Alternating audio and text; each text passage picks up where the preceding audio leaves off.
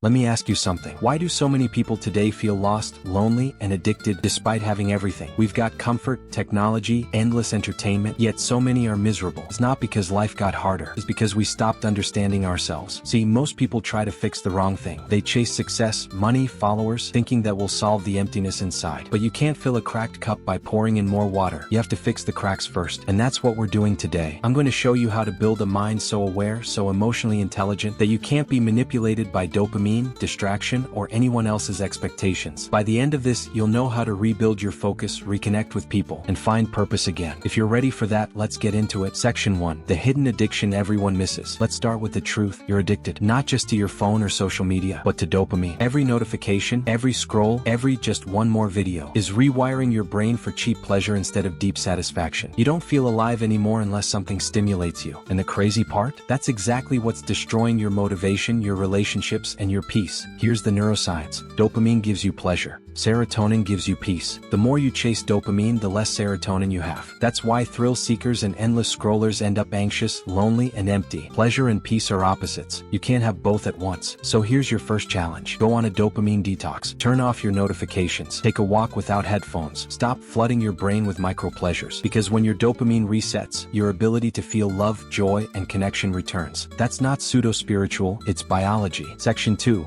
The illusion of fixing yourself. Most people try to fix the outside. I'll be happy when I make more money. I'll be confident when I look better. I'll be loved when I find the right person. Because the problem isn't out there. Dr. K once said something powerful. The majority of people don't need to change their behavior. That's the trap. It's in here. They need to understand it. You're not lazy. You're unmotivated because your brain has been hijacked. You're not broken. You're misunderstood, even by yourself. So here's the new rule. Stop labeling. Start learning. Don't say, I'm lazy. Ask, why am I avoiding this? Don't say, I'm bad at relationships. Ask, what am I afraid to feel? Because self-awareness, not self-criticism, is how you evolve. The moment you understand your patterns, you stop being controlled by them. Section 3. How to rebuild connection in a disconnected world. Let's talk about loneliness. We live in a world more connected than ever, yet people are falling apart. Why? Because we've replaced real connection with digital validation. When you text instead of talk, when you scroll instead of listen, your social brain starts to rust. You lose the ability to read tone, emotion, energy. That's why social anxiety is exploding. Your brain literally forgot how to feel safe with people. But here's the good news. You can retrain it. Try this. Voice over text. Call people again. Your tone heals more than your words. Eye contact. Look up when you talk. It rebuilds trust. Shared emotion. Stop trying to impress others. Instead, feel with them. Because attraction, friendship, and love all come from one thing. Shared emotion. You don't need to be perfect. You just need to be present. Section 4. The trap of endless talking. You've heard it. Talk about your problems. But here's the thing. Talking wrong can make things worse. Venting might make you feel better for 10 minutes, but it drains the emotional energy that actually drives change. Because negative emotion is the fuel for transformation. Without it, there's no reason to move, but never act. So here's how to do it right. When you talk about your pain, don't just release it, feel it differently. That's called emotional catharsis. It's when you experience an old wound in a new way, with honesty, awareness, and purpose. That's how you turn pain into wisdom. Section 5. Why self-help feels good but changes nothing. You know that feeling when you watch a motivational video, and you're fired up for an hour, then nothing changes? That's the self-development trap. You're not broken, you're overinformed. You've built a library of solutions without ever touching the problem. The brain confuses learning about change with actually changing. So here's what to do instead. Stop consuming. Start experimenting. Don't read 5 more books. Apply 1 lesson for 30 days. Don't wait for motivation. Use discipline as your teacher. Because transformation doesn't happen through inspiration. It happens through repetition. Section 6. Understanding yourself is power. Here's the truth most people avoid. If you don't understand your mind, someone else will control it. Social media, advertisers, politics, they all study psychology. They know how to trigger your dopamine, your fear, your ego. And unless you know yourself better than they do, you'll be their puppet forever. That's why awareness is power. You need to know what triggers your emotions, what numbs your mind, what steals your focus. Because the moment you see your patterns clearly, they lose control over you. And that's when you stop living reactively and start living intentionally. Section 7. Reclaiming purpose. Let's end with this. Purpose doesn't come from chasing success. It comes from understanding why you're here. And you can't find that through more dopamine, more validation, or more distractions. You find it through silence, through awareness, through facing the parts of you you've been avoiding. So build this daily practice. Silence. Sit still for 5 minutes a day. Let your mind speak. Service.